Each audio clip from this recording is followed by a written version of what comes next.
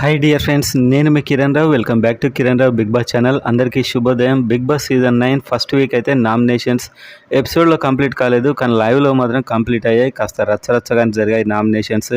దాన్ని బట్టి ఓటింగ్ పోల్స్లో కూడా చాలా డిఫరెన్స్ అయితే ఉంది. సో ఈ వీక్ మీకు ఎవరు నచ్చారు ఇప్పటి వరకు అనేది గట్టిగా కామెంట్ చేయండి, మీ ఫేవరెట్ ఎవరు అనేది. అండ్ సబ్స్క్రైబ్ చేసుకోండి, ఎర్లీ అప్డేట్ మీకు సూటిగా సుత్తి లేకుండా రీచ్ కావాలంటే. సో వీడియోలోకి వెళ్దాం. సో నామినేషన్లో నాకు ఇప్పటివరకు కామనర్స్లో అయితే కళ్యాణ్ అండ్ అదేవిధంగా మనీష్ కొంచెం రీజనబుల్గా కనిపించారు. ఇప్పటివరకు అయితే వాళ్ళిద్దరు నామినేషన్లో లేరు ఆఫ్ కోర్స్. కాకపోతే నామినేషన్లో ఉన్న దాంట్లో ఒక ఓటింగ్ పోల్ చూద్దాం, చూస్తూ అసలు ఎవరెవరు నామినేషన్లో ఎలా ఉన్నారనేది అయితే మాట్లాడదాం. సో ఫస్ట్ నామినేషన్లో చూసినట్లయితే ఉన్నవారిలో ఓటింగ్ పోల్స్ పెట్టారు. దాంట్లో టాప్ ఉన్నదైతే అండ్ టాప్లో అయితే ఇమాన్యుయల్ ఉన్నాడు. ఎందుకంటే ఇప్పుడు అతడు అన్ని షోస్లో ఉంటున్నాడు, యాక్టివ్గా ఉన్నాడు కాబట్టి ఇతడికి ఫ్యాన్ ఫాలోయింగ్ ఉంది. కానీ మొదటి 2 days ఉన్న జోష్ అయితే తగ్గిపోయిందని చెప్పొచ్చు. కామెడీ కూడా అంతలా కామెడీ అనిపించట్లేదు ఈ మధ్య. అండ్ నెక్స్ట్ చూసినట్లయితే తనుజ నామినేషన్లో చాలా బాగా డిఫెండ్ చేసుకుంది. అండ్ రీసెంట్గా అయితే ఫ్యాన్ బేస్ ఈమెకు ఏర్పడుతుంది. సో మంచి మన కామెంట్స్లో చూసినా కూడా తనుజ చాలా ఉంటున్నాయి. అండ్ హౌస్లో చూసినా కూడా ఇప్పటివరకు అయితే బాగానే ఉంది, యాక్టివ్గా ఉంది. ఆ తర్వాత సుమన్ శెట్టి ఇతడి హౌస్లో అసలు కనిపించట్లేదు. కాకపోతే ఇదే పోల్ కాదు, ఇంకా 2-3 పోల్స్లో కూడా చాలా ఎక్కువ 4th or 3rd ప్లేస్లో ఉన్నాడు.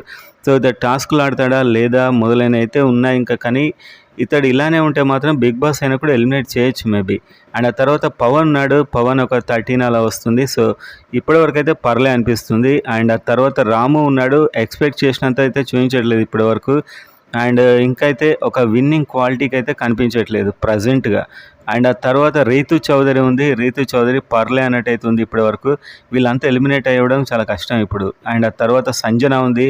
ఏదో విధంగా అయితే హైలైట్ అవుతుంది సంజన. సో ఆర్గ్యుమెంట్లు అయినా డిస్కషన్ అయినా మాట్లాడే కెపాసిటీ ఉంది. కొద్ది వారాలు అయితే ఖచ్చితంగా ఉంటుంది అనిపిస్తుంది. ఆ తర్వాత ఫ్లోరస్ అయినా అండ్ ఈమె కూడా మాట్లాడుతుంది, కాకపోతే కొంచెం కష్టమే. అండ్ ఇప్పుడు శ్రేష్ఠి వర్మ, సో ఈమెయితే డేంజర్లో కనిపిస్తుంది. ఎందుకో ఓటింగ్ అయితే ఈమెకు రావట్లేదు, ఏ పోల్లో కూడా లీస్ట్లోనే ఉంటుంది. కానీ ఇప్పుడే ఎలిమినేట్ అవుతుందా అంటే కష్టం. సుమన్ శెట్టి అయితే డేంజర్లో ఉంటాడు, కానీ ఇతనికి అన్ని పోల్స్లో ఎక్కువ ఓటింగ్ అయితే వస్తుంది.